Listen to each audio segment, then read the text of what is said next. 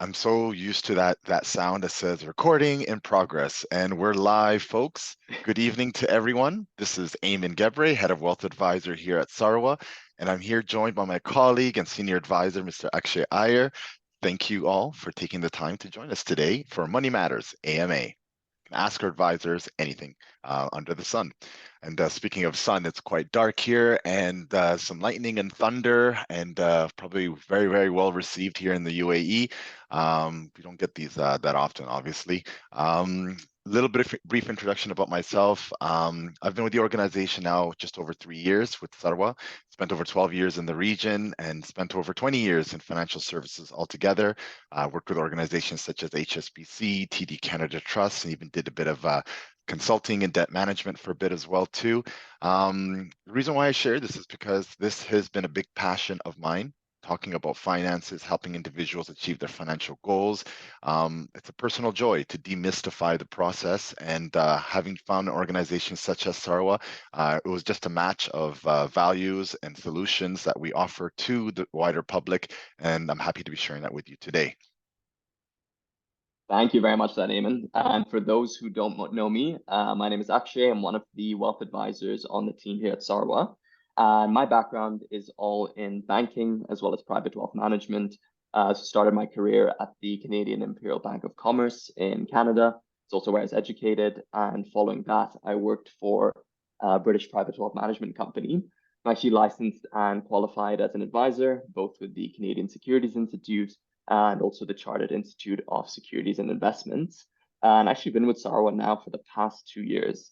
And look, I am very passionate about what we do here at Sarwa. You know, the company's goal is to try to democratize investing. It's trying to make investing a lot more accessible, a lot more flexible, a lot more transparent in this region.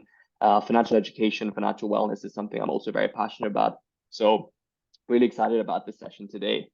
And I think, you know, the main reason why I'm quite excited about this one, it's because it's really an opportunity for you who are clients to just ask any burning questions, right, that you have in your mind, whether that's about your personal finances, the Sarwa products, or just investing in general.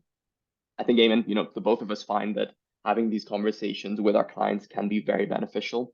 It really just ensures that you can set yourself up with the right tools, especially just to successfully invest.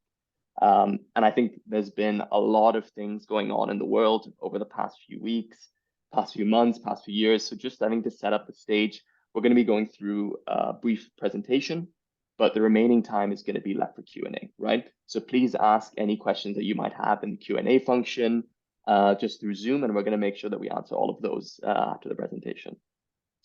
Okay, so let's get started.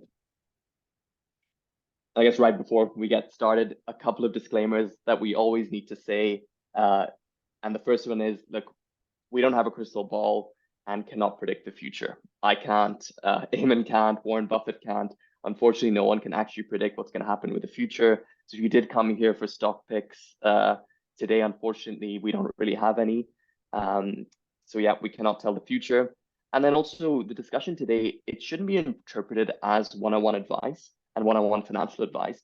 But with that being said, it does usually account for the majority of people. But if you have any particular questions, right, about your own individual circumstances, just let us know in the Q&A or just reach out to us directly. We're obviously more than happy to help with that. And we'll ensure to I just wanted to say we'll ensure to anonymize the questions themselves. So obviously, there's we want to make sure you're comfortable enough to ask any questions without fear of judgment or fear of concerns about sharing any personal information about you. So we're just going to go with anonymous today. Everybody's anonymous. Normally we like to call out everybody by name, but today we're all anonymous. Okay. Exactly. Thanks for that, Eamon. Okay, so what has been happening in global markets over the past couple of years, right? Past 2 years. As we can see from these 3 graphs, a lot. When we look at markets, we can see this chart on the left. It's the S&P 500 index. It's an index that tracks the 500 largest companies in the US. And there's been a lot of up and down over the past 2 years. The S&P 500 is an index that a lot of investors usually set as a benchmark. So it's usually compared to a lot of general investments. Now, if we look at the chart in the middle, this is Vanguard's total world stock fund. It's an ETF that also has fluctuated quite significantly over the past few years. This ETF tracks companies across a variety of different sectors and geographies, so it's a really good representation of the overall global stock market. And the chart all the way on the right, this is Vanguard's Total World Bond ETF. It also tracks global, government, as well as corporate bonds, and it's been steadily declining over the past couple of years. So as you can see, right, this is really a representation of what's happening in global markets. And over the past 2 years, the global markets have really been all over the place. In 2021, they were soaring high, right? Showing people that there was a lot of optimism in the markets. The economy was recovering from the COVID-19 pandemic. And this was because supply chain problems were starting to get a lot better. Global markets really reached all-time records in December of 2021. And even though the prices of things were going up, a lot of central banks were actually quite careful about increasing interest rates during this time.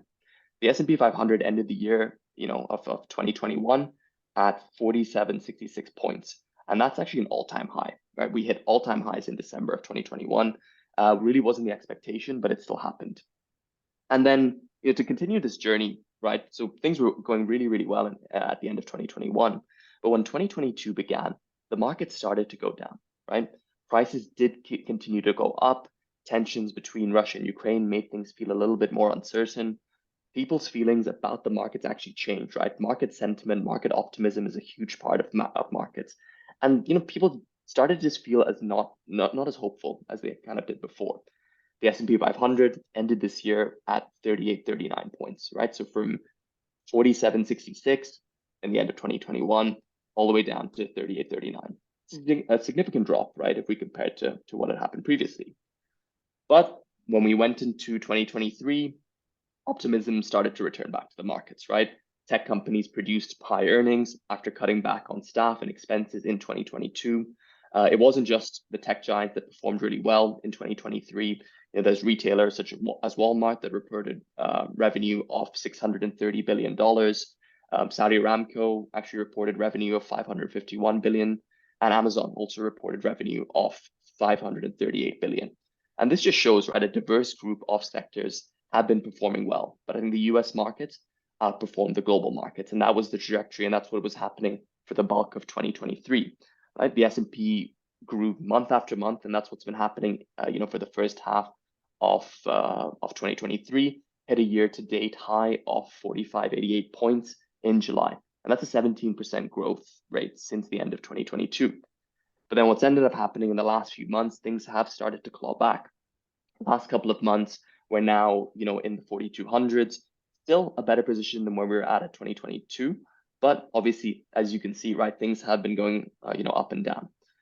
And you're probably wondering, right, there's so many reasons as to why this has been happening, right? There's been stock market ups, there's been downs over the past few years.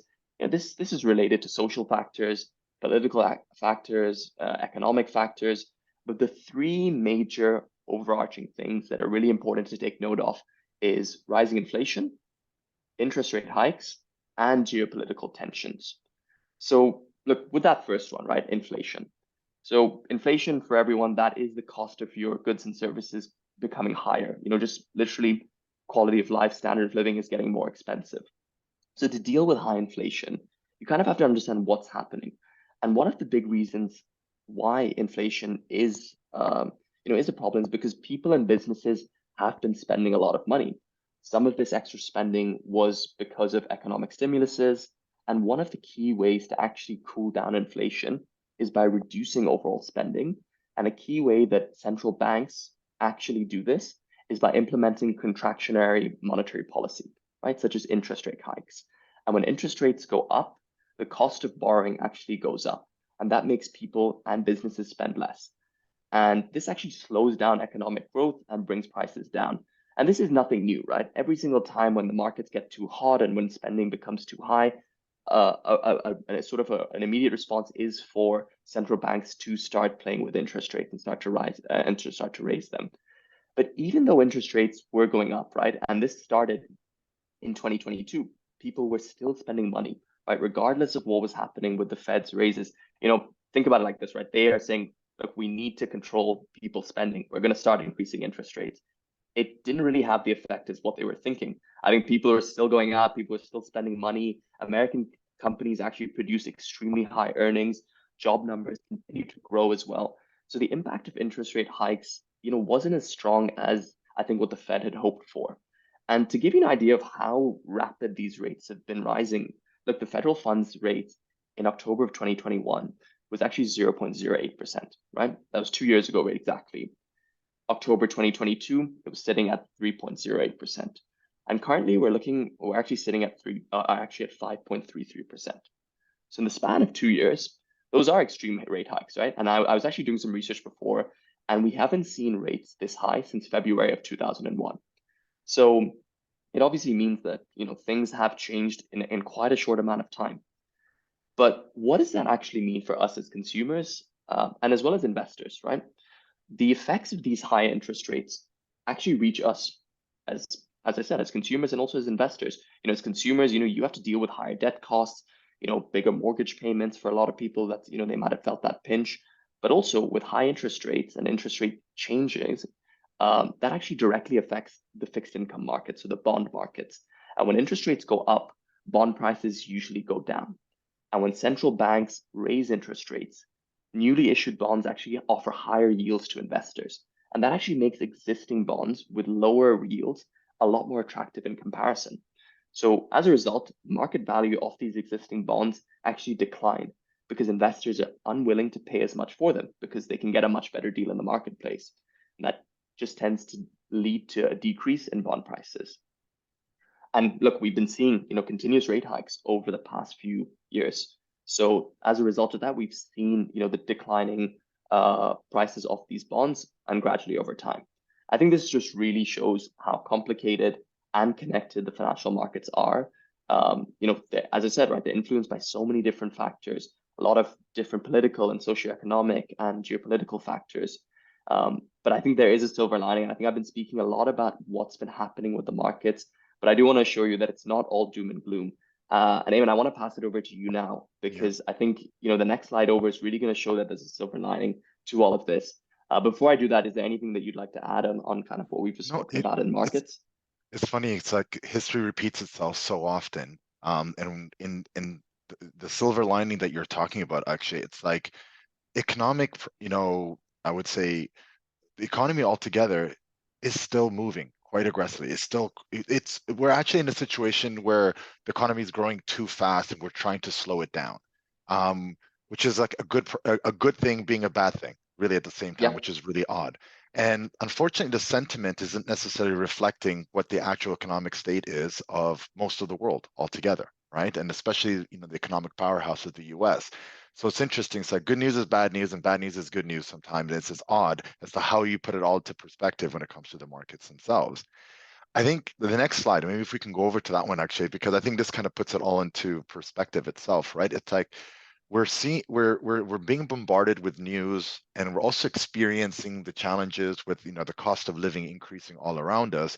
But on the flip side of things, companies are earning their earnings reports that are being released over the last 6 months to a year have been stellar. There are companies who are reaching new heights of earnings altogether. And obviously, unfortunately, some of that is on the back of us as consumers at the end of the day.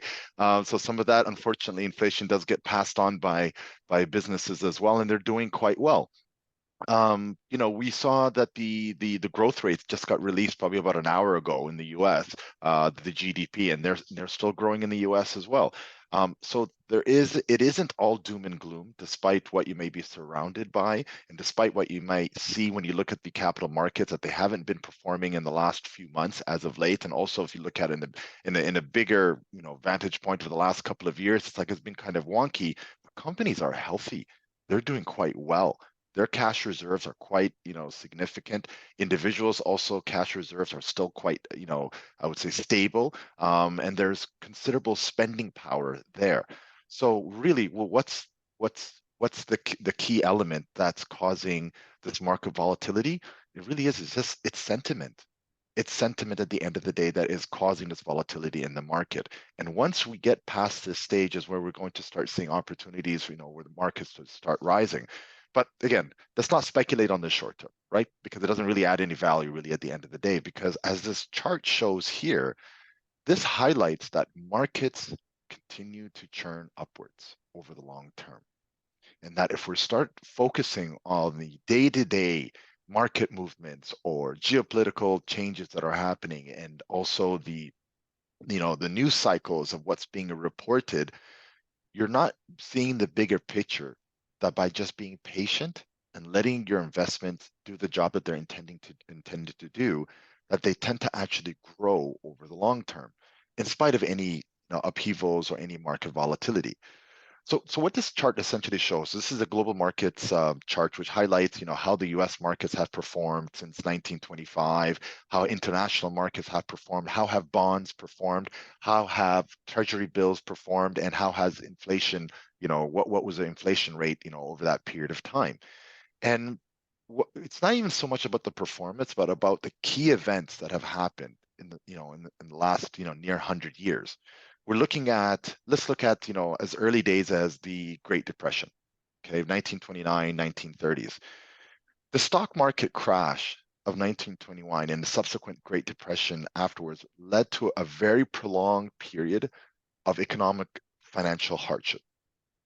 But despite that, there was a very significant downward trend, in the markets, and in a period of impoverishment altogether. The stock market eventually rebounded, and the US experienced a very long-term economic recovery. We even had a similar, oh, not fair to say similar, we had a very significant event in the 70s when we had the oil crisis.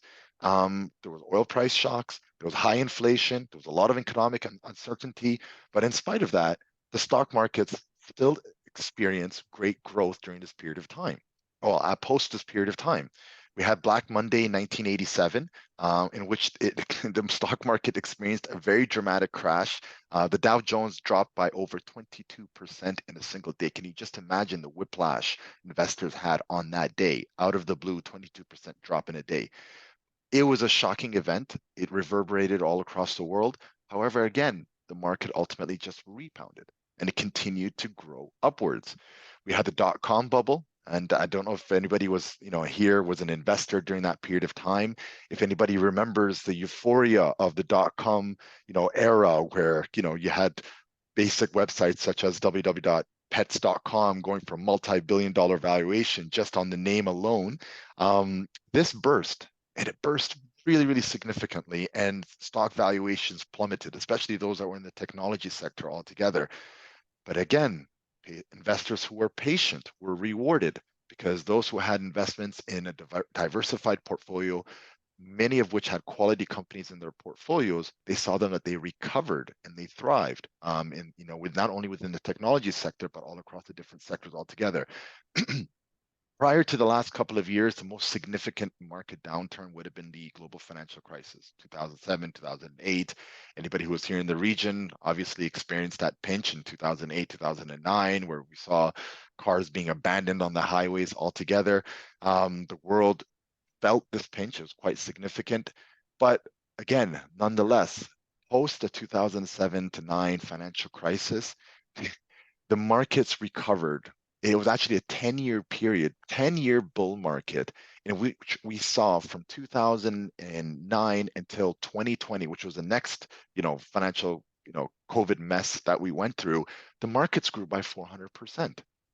Just imagine if during these, key pivotal moments in history, if you had exited from the market, you would have missed out on the opportunity to grow your wealth. So I think sometimes it's better to kind of just take a step back, because as these examples, they illustrate that while there is market volatility, although it could be unnerving, it could be, riddle you with anxiety, these are all more short-term events, and they're usually followed by long periods of recovery and long-term growth in markets altogether. If you're an investor, if you maintain a long-term perspective, you diversify your portfolio, you avoid panicking during market downturns, you're likely to benefit from the eventual positive performance in the markets that follows afterwards. There's a really great quote by Warren Buffett, and it talks about the importance of patience. And the quote states, "The stock market is a device for transferring money from the impatient to the patient," which I think is a very fitting, quote for this scenario about the importance of being patient. If we can go to the next slide, actually, and I want to talk about, okay, well, what do you do now, right? So, we are in a period of market volatility, and we're likely to experience many of these in the many years to come because it's part and parcel of investing altogether. But we know that it's rewarding to be in the stock market altogether. The first thing that you do, if you want to be able to address any current or any future volatility in the market, I would suggest start by reviewing your goal. What is it that you're trying to achieve? Why? The why as to why are you investing, right? Because you're looking to purchase a house at some point in time? Are you looking to maybe subsidize your child's education? Is it maybe you're trying to build a nest egg for your retirement? At some stage in time, we're likely not going to be working anymore. Or is it as simple as making your money work? Doesn't necessarily have to be a key milestone in your life, but you acknowledge that leaving your money sitting idle doesn't really add a lot of value, and you're looking to make your money work as hard as possible. Having a goal gives you clarity and purpose. It gives you clarity and purpose, which could also be very motivational and allows you to put a discipline or allows you to be disciplined so that you can focus on the goal rather than the noise that's being surrounded all around you. It allows you to maintain that trajectory so that you're focusing on the long term to accomplish that goal of letting your money work as hard as possible to grow through all the ups and downs altogether. It also encourages you to budget and allocate, I would say, savings towards your goals. It's just a matter, again, it just helps you have some clarity and it helps you, kind of focus on finding the resources, finding the opportunities for you, in that whether it be through budgeting or saving to help you work towards the goals. And the great thing about having a goal is that you're able to then measure your progress. Are you on track to achieve your goal or are you off track? And if you're off track, what adjustments do you need to make in order to meet your goal altogether? So that's a benefit I would say of having a goal. And I think that's a really key step. If you don't have one already, I would recommend you take the time to identify the why. Why is it that I'm investing? What is it that I'm trying to accomplish? Because that is a really great start. Secondly, once you get past that stage of identifying the goal, the second thing would be to make sure you build up your foundation so that you're in the best position to start investing. And that would be having your emergency reserves set aside. Actually, and I have a number of conversations with clients on a daily basis who are very eager to start, investing, and they want to really throw everything that they have into the markets. And we tell them, whoa, whoa, slow down, slow down.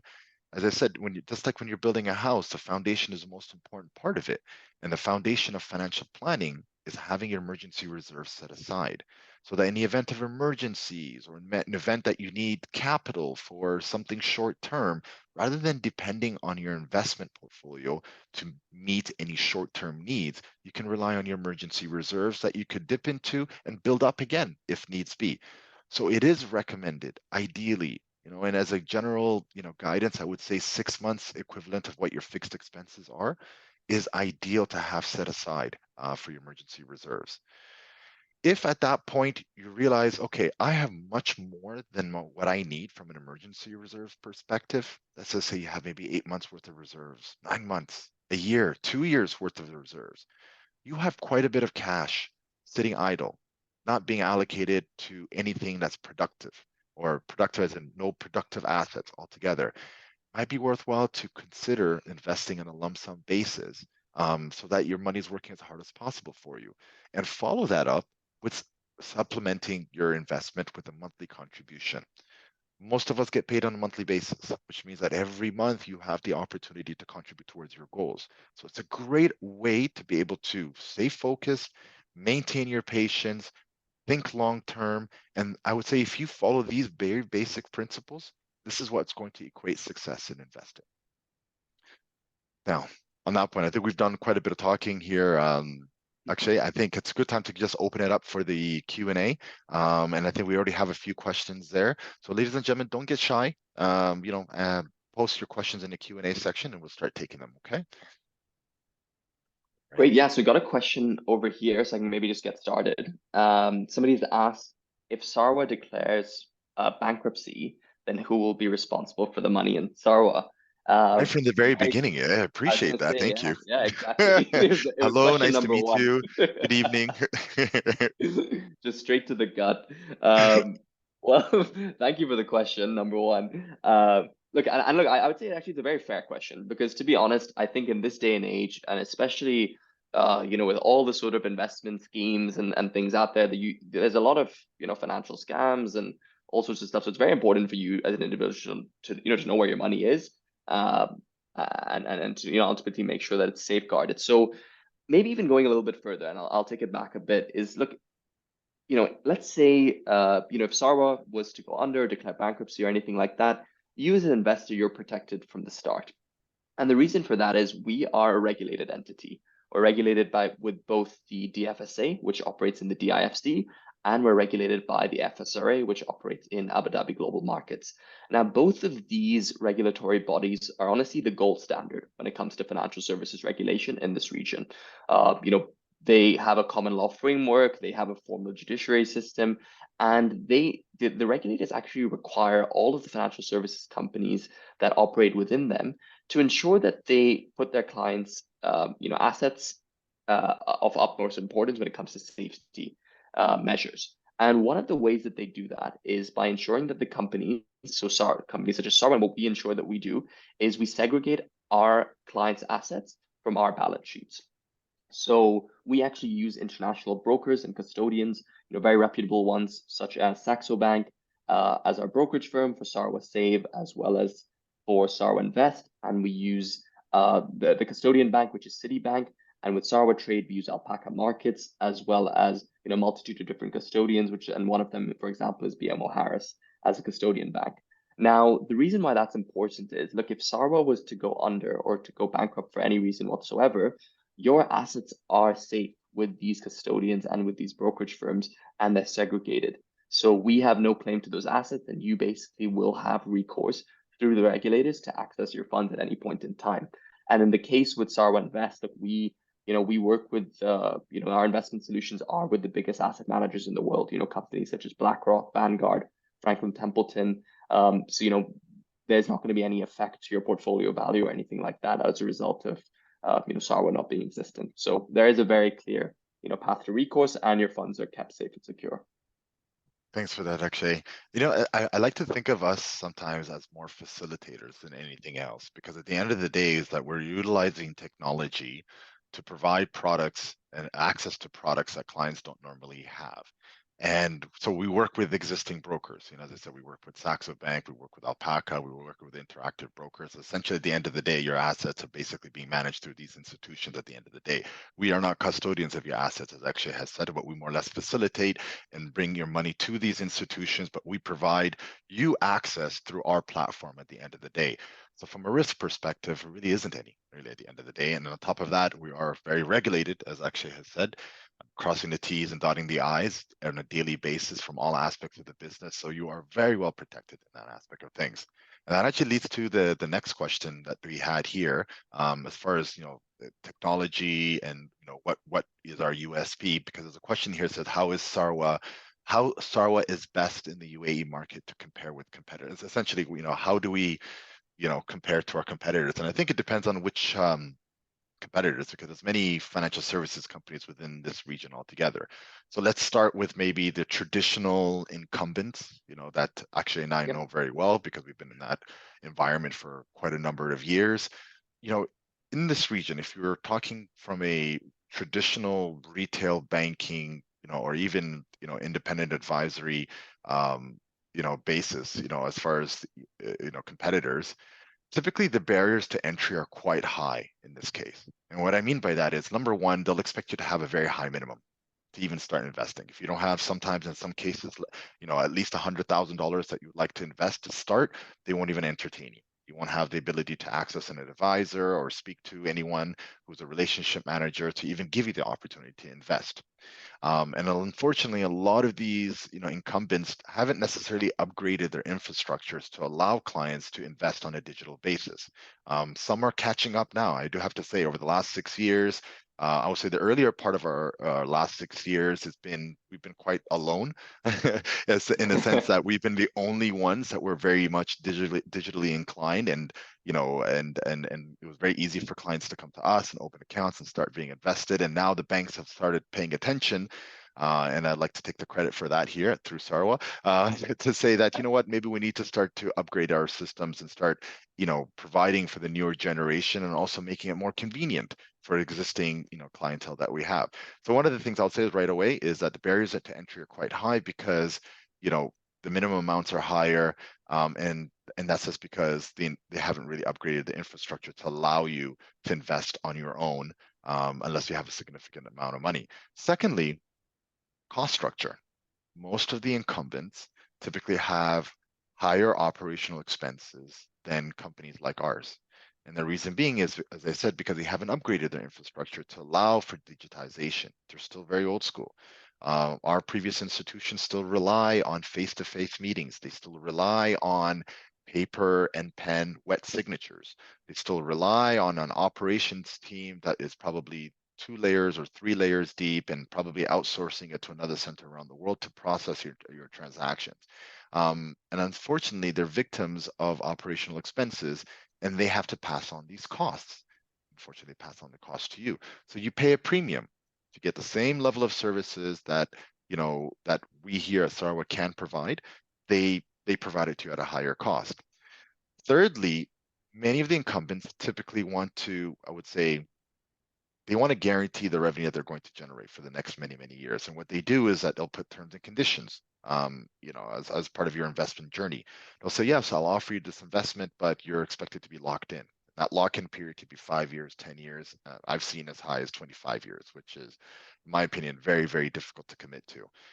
It's one thing to encourage someone to think long term, but to penalize them if their situation should change, and they need access to their capital, we, in our opinion, find that to be unfair. And these contractual plans, actually, and I have discussions with clients on a daily basis, and we have yet to see anyone really winning, in that scenario. Many clients will have changes of circumstances, and unfortunately, some of these investment plans don't really accommodate for that. So when you do attempt to make a withdrawal, I mean, the penalties could be quite steep, quite considerable. And lastly, I would say, and I think this is all encompassing. It's not just about incumbents, even some of the new players as well too. But having access to services without, I would say, without barriers, without, what's the best way I can say it is that we've empowered all of our users here at Sarwa. You want to make a deposit, you can make it at any frequency that you'd like, at any amount that you'd like once you get past the minimum investment amount. And you can do that through the ease of your app or through the ease of logging into your online banking and just transferring money into your Sarwa account. That ease also extends to withdrawals. You can make a withdrawal at any point in time, so long as you've got internet access. You can very easily make a withdrawal from your app or from your computer. There's no signatures, there's no meeting in the office or anything of that sort. That's all integrated. We also give you a lot of empowerment so that if you need to make adjustments to your portfolio, you're not dependent on someone to speak with you or manage your portfolio. We do use a fair bit of technology and automation here so that if you want to make an adjustment to your portfolio, you can do so through the click of an app or a click on your computer altogether. Even the fact that our customer support team, which is open early till very, very late, are available via different mediums that you can talk to. I don't know, when's the last time you tried to reach out to your bank actually and you got an instant response, but it's unheard of for Today, you, I right? think. You I did? meant, Did sorry, you not instant try? response, no, not instant response, but I meant I was put on hold for about 45 minutes was the story. Right, exactly. I'm still waiting for my relationship manager to call me from my bank, Literally. but maybe he forgot about it. That's okay. The point is that with us, it's like you get instant responses. So I think that's what really differentiates us, and that has been our keys to our success over the last 6 years, where we started with one user and now we have over 130,000 users, not just UAE, but pan, GCC and also international markets as well too. So I think that's what has been our competitive advantage. So I hope that answers your question. Very long-winded one altogether, but that might go into a little more detail there. Great, thanks a lot for that, Eamon. So I think we've got a question over here that's a little bit more shifted to the markets. So somebody's asked, and we do get this question a lot: should I invest in the S&P 500? And as I said, right, that is a question I think that's asked on a very frequent basis because, as I mentioned when I was going over the markets, right, the S&P 500 is what you always hear about in the news. It's, you know, the benchmark that everyone likes to compare their investments to. And, you know, like the simple answer to that is I would say, yes, you should invest in the S&P 500, but you should also invest in other different markets as well. Now, at Sarwa, and you know, I think in general, for good investment and portfolio construction and methodology, you know, the ideal situation is you want to try and diversify your assets as far wide as possible. Now, that's number one. But let's see if you're looking at just equities and just stocks. You also want to make sure that you diversify the stocks that you're buying, you know, to different types of stocks. So, you know, small cap, mid cap, large cap stocks. You also want to make sure that you're buying stocks that cover, you know, a variety of different sectors, so financial services sectors and consumer staples and information technology and the healthcare sector. But you also want to make sure that you buy stocks that have a global diversification on a geographical standpoint. So the US markets, foreign developed markets, and the emerging markets. And the key thing about that is the reason why you want to try and diversify your assets and the stocks that you're buying as far wide as possible is because not all stock markets go in the same direction at all times. You know, the S&P 500 isn't always just gonna to go up.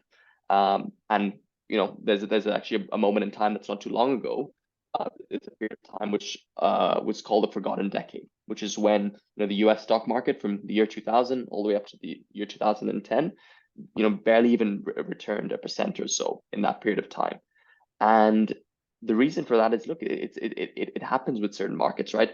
They don't always perform well at all periods of time, and that's why it's important to hedge your risk and to manage your risk to actually invest in a variety of different stock markets.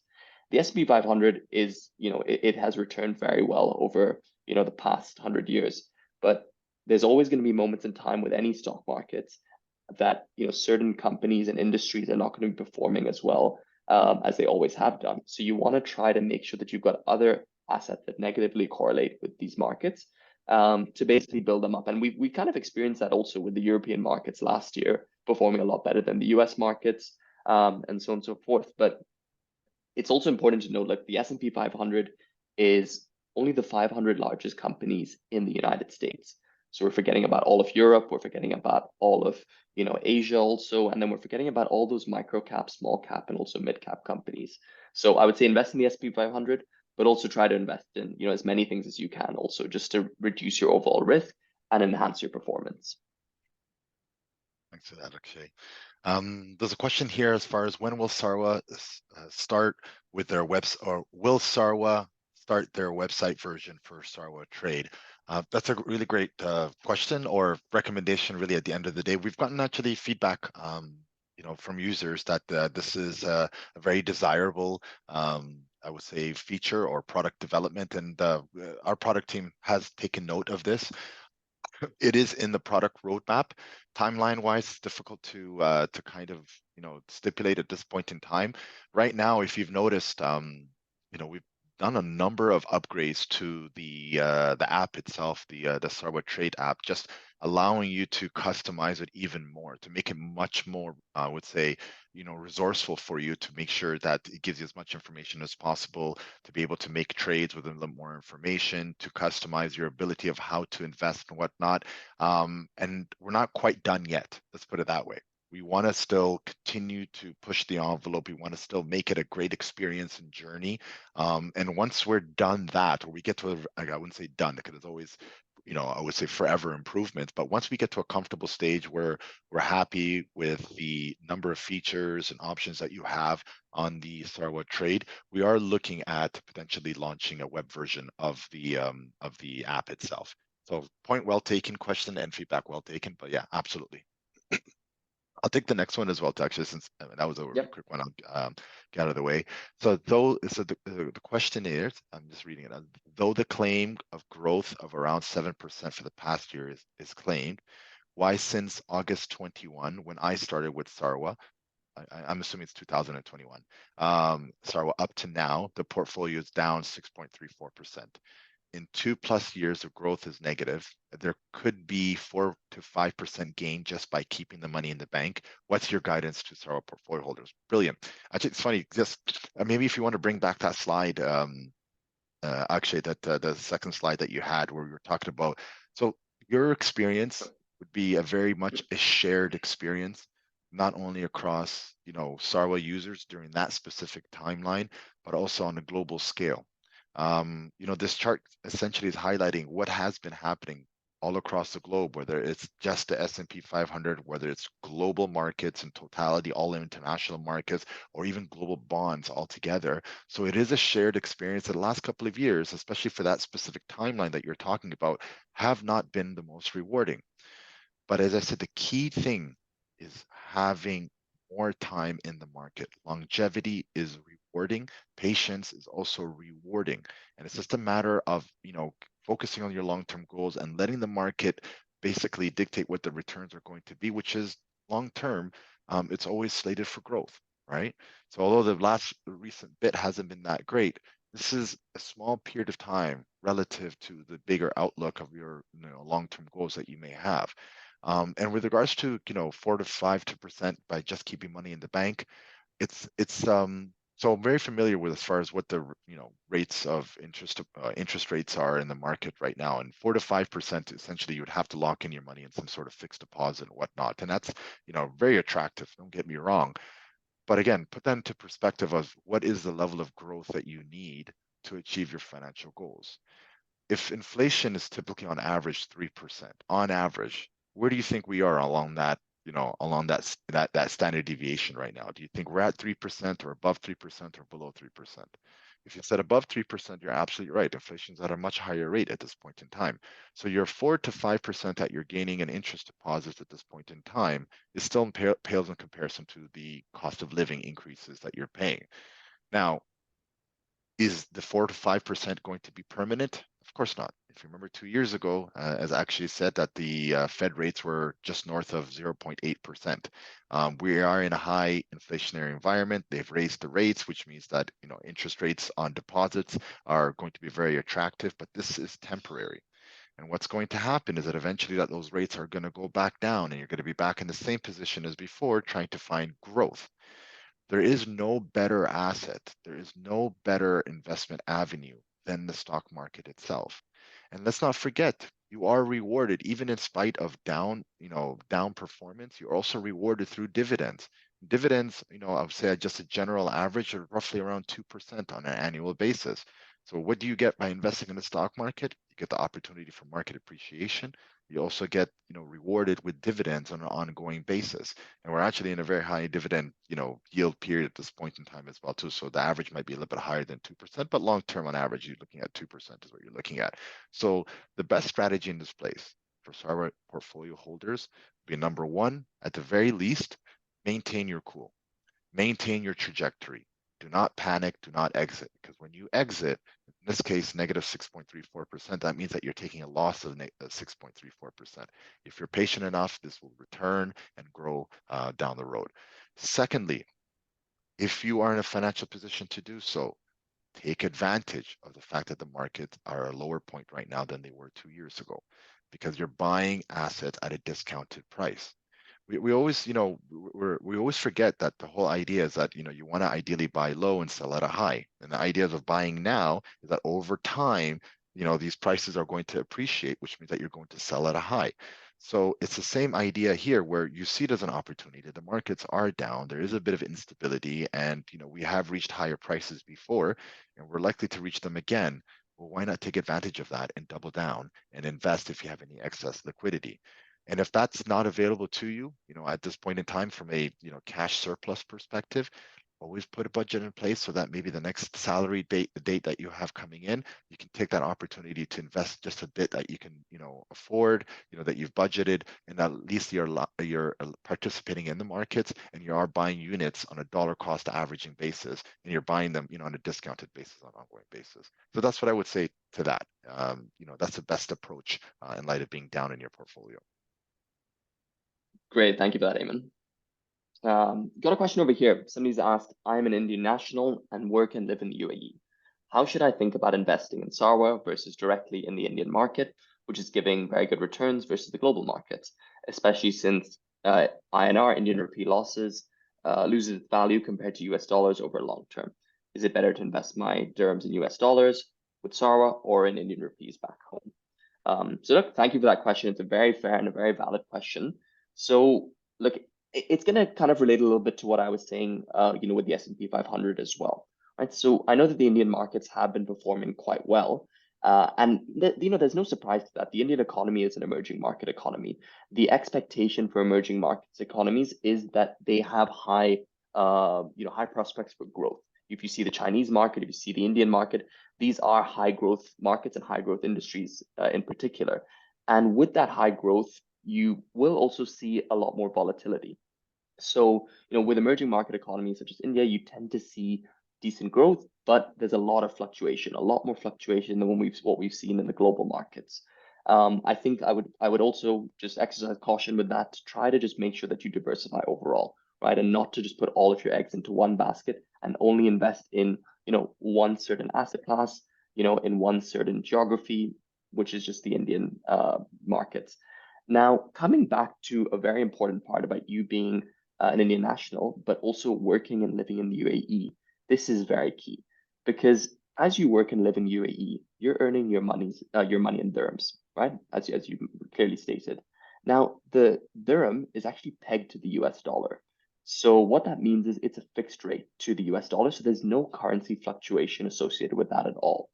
Now, what the advantage of that is when you invest in the markets, let's say in US dollar markets, like a globally diversified portfolio with Sarwa, for example, the only sort of risk as per se that you will face is the market risk, which is the fluctuation of the market.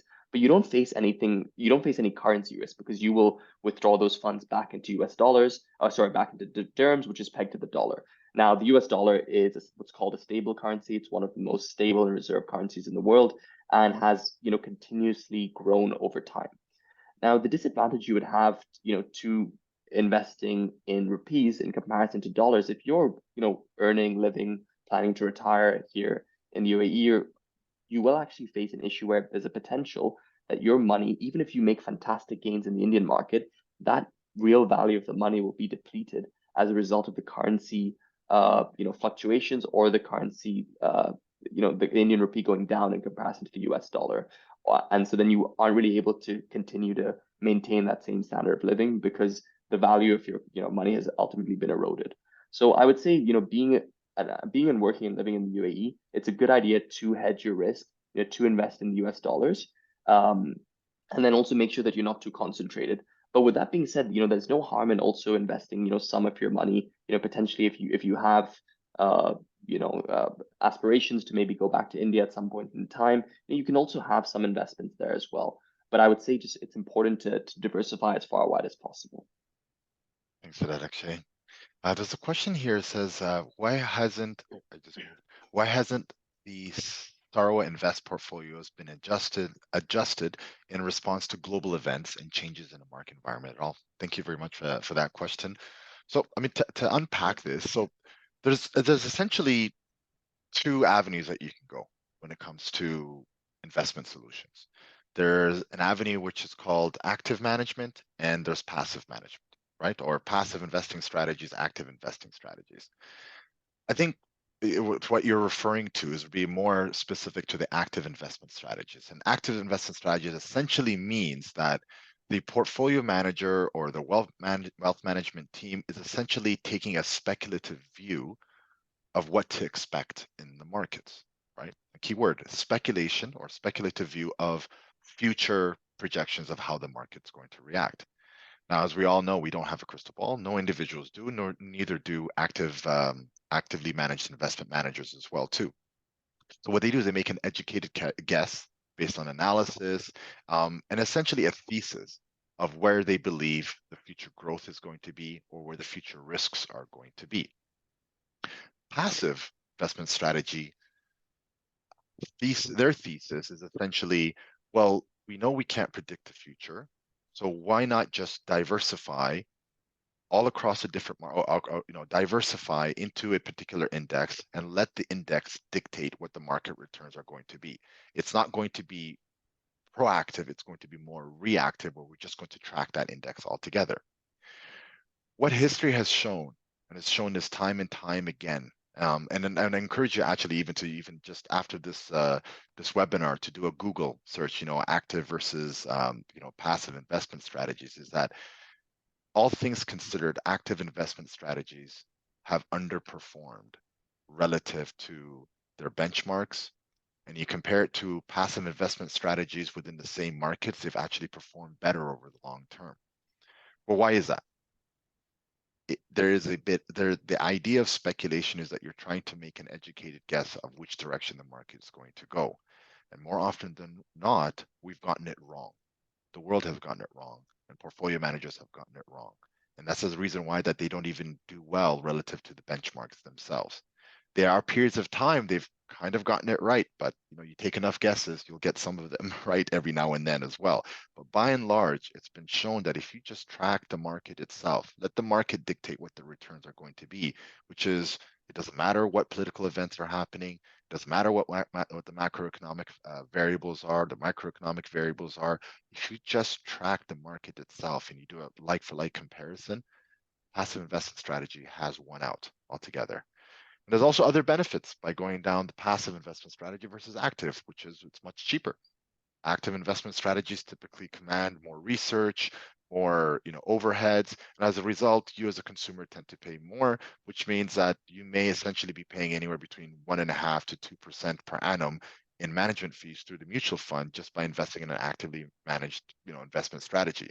Whereas a ETF, which is normally used for passive investment strategies, are significantly cheaper.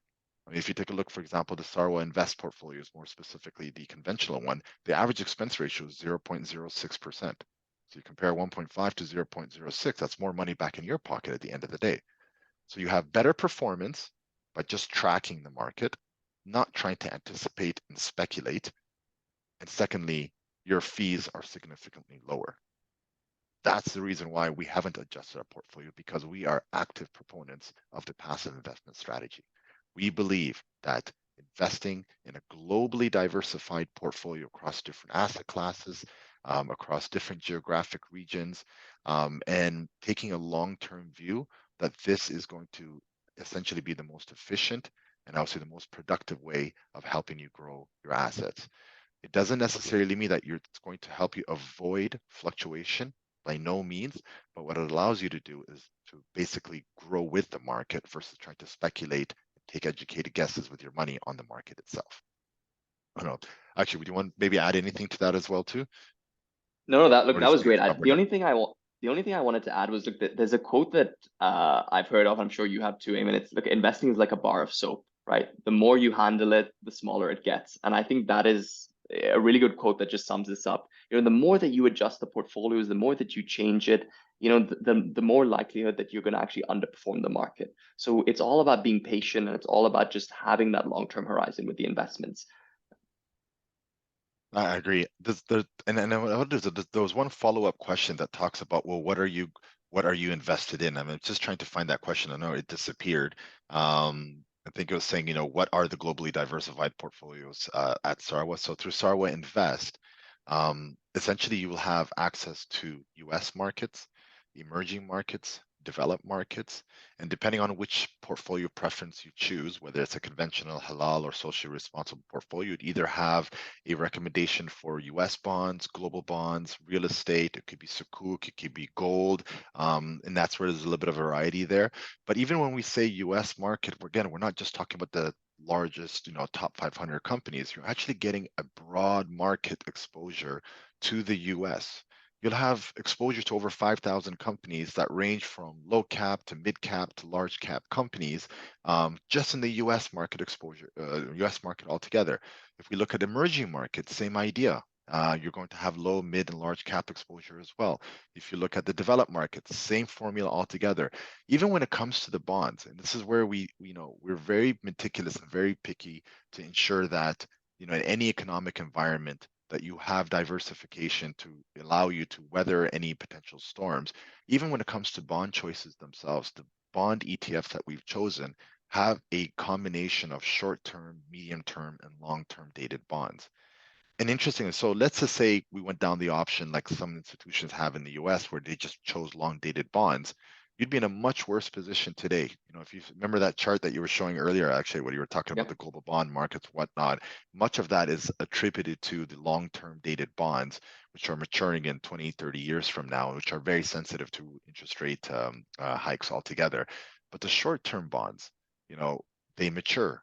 You purchase new ones that offer, higher yields altogether. And what it does is that it diversifies your portfolio and makes it more or less like an all-weather proof portfolio, really, at the end of the day.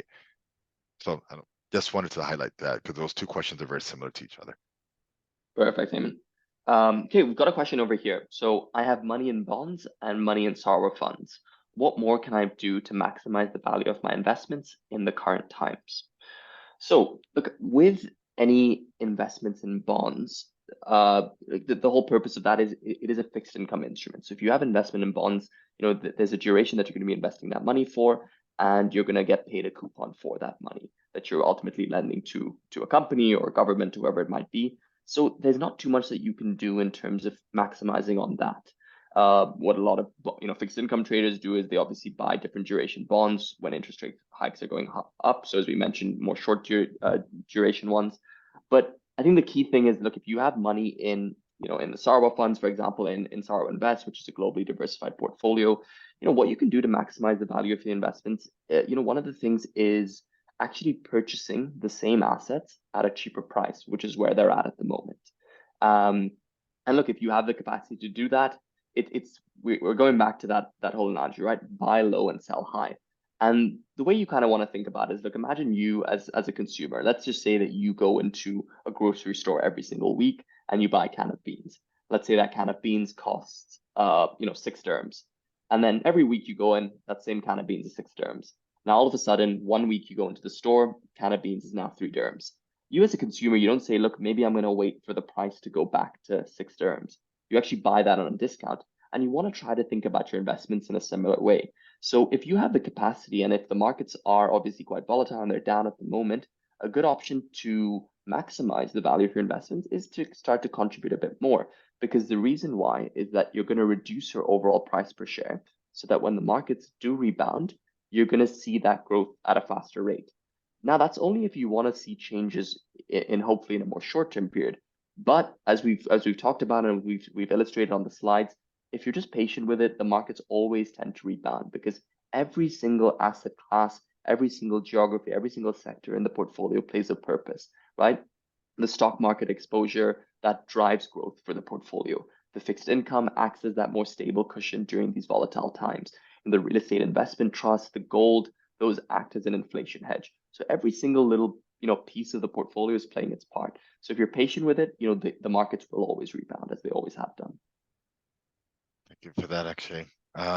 We're approaching the 7 o'clock hour, and I just wanted to share with everyone, we're likely not going to be able to get through everyone's questions on this call. However, if you're able to post your questions, and please include your email address, what we'll do is we'll respond to each and every question directly to you.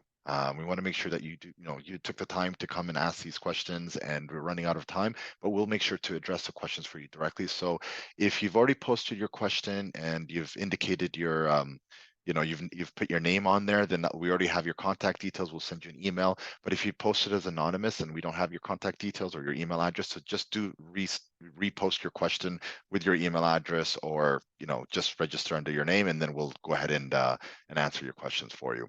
But maybe we can take a couple of more, Akshay. And there's one here that Yeah. talks about tax liability on the income generated from investments. So they're saying both capital gains and dividends. So to answer this question, I'm going to assume that you are a UAE resident. And it's really important to kind of highlight that because your residency does matter when it comes to these matters altogether. Right now, and I hope for very extended and hopefully forever, we do not pay income taxes in the UAE. So all of our earnings are ours to keep.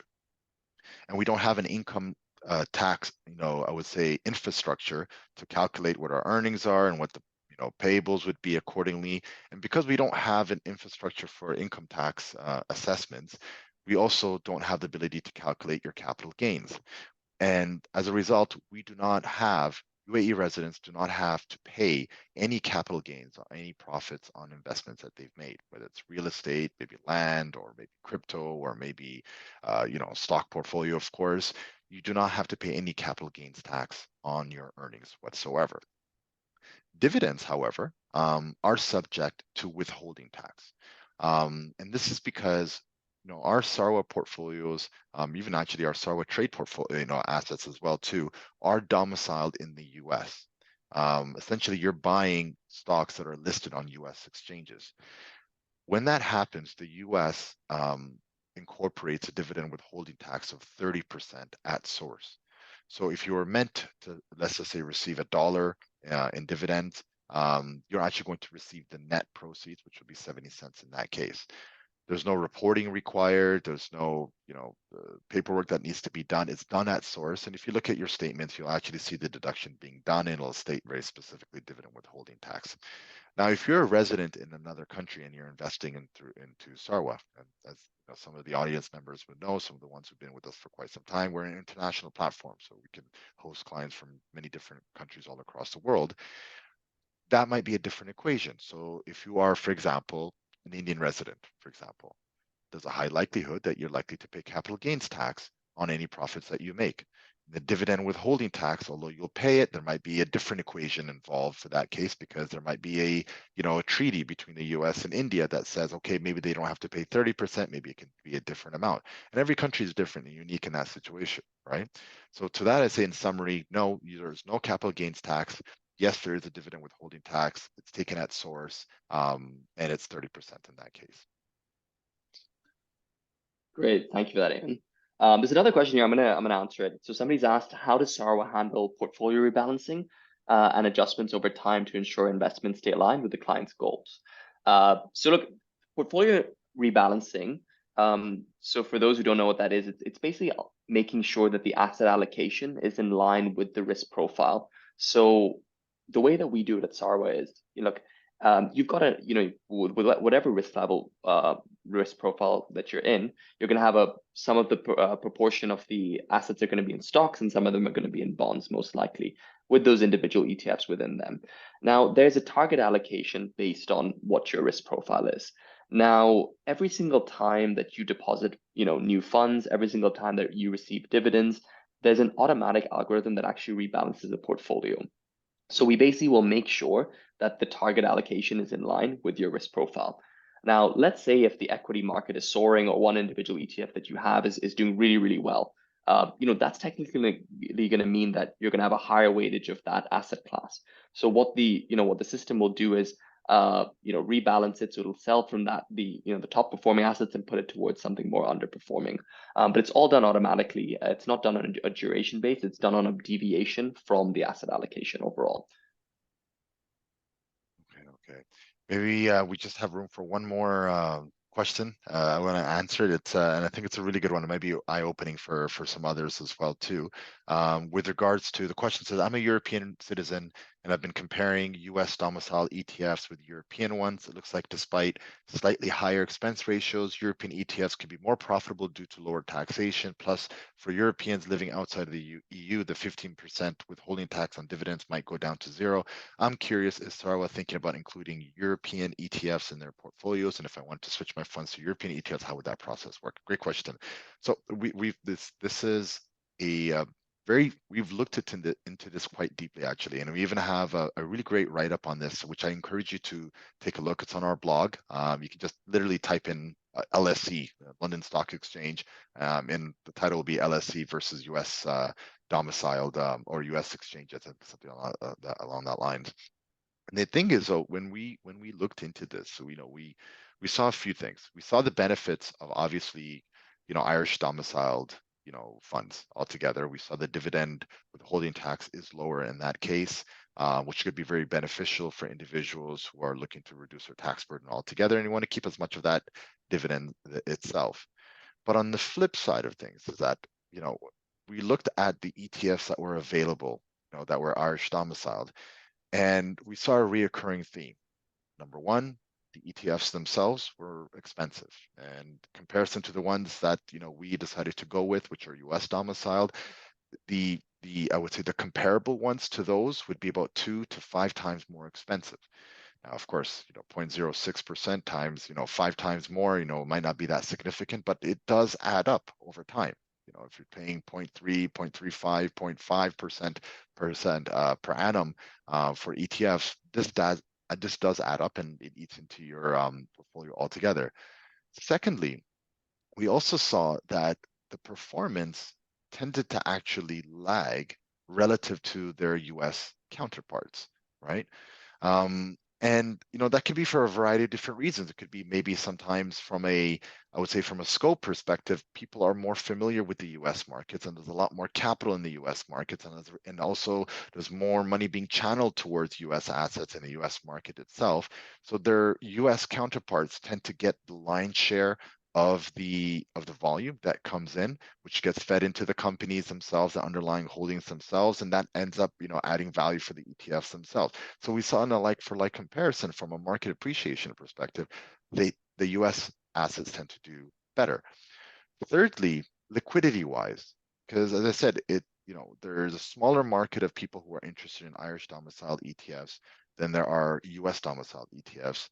And as a result, these fund sizes of many of these assets that are Irish domiciled tend to have lower assets under management, which means that from a liquidity perspective, although nothing grave, we haven't seen nothing grave, but it tipped the balance in favor of the US domiciled ETFs for us because they had higher liquidity, higher AUMs, which benefited lower expense ratios, which also benefited clients from a higher level of liquidity, which you don't normally pay attention to unless there's a catastrophic event and there's a run on the market and you want to liquidate. You want to make sure there's enough, I would say, activity of buyers and sellers, and we saw that is less for Irish domiciled ones.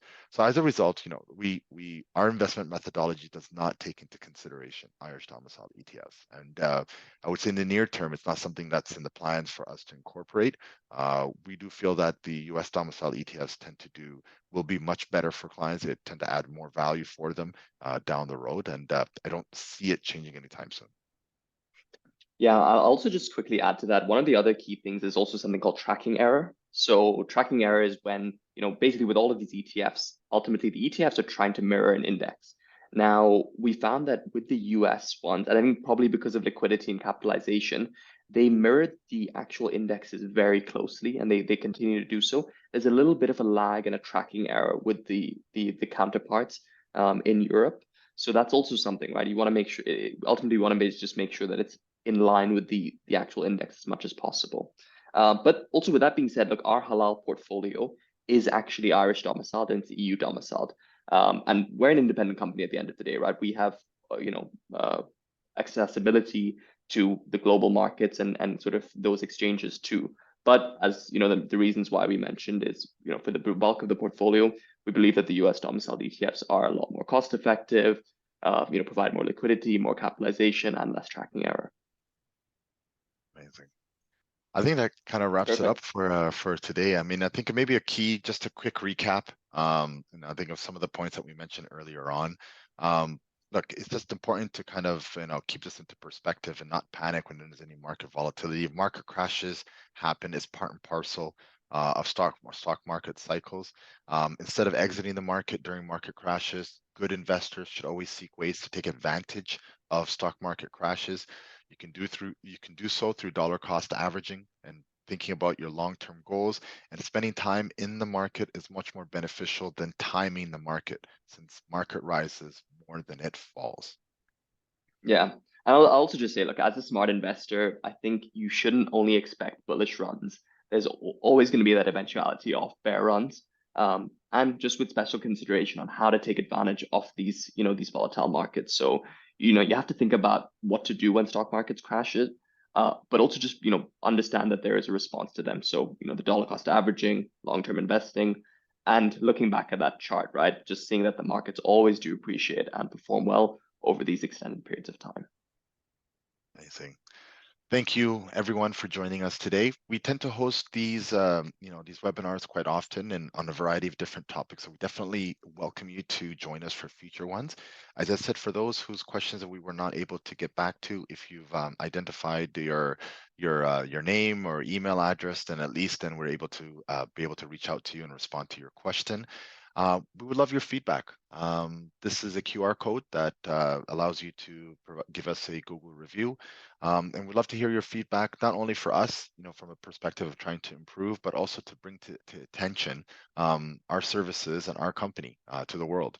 So there might be another individual who's curious about Sarwa or maybe doesn't understand how it operates, and maybe your feedback could be the difference between this individual working towards their goals or not. So we'd love to get your feedback, scan it through the phone. It'll take you directly to our Google reviews page. On that note, have a wonderful evening, everyone. Pleasure talking to you today. Great. Thank you so much, Eamon, and thank you everyone for joining. Hope you have a wonderful evening. Bye-bye.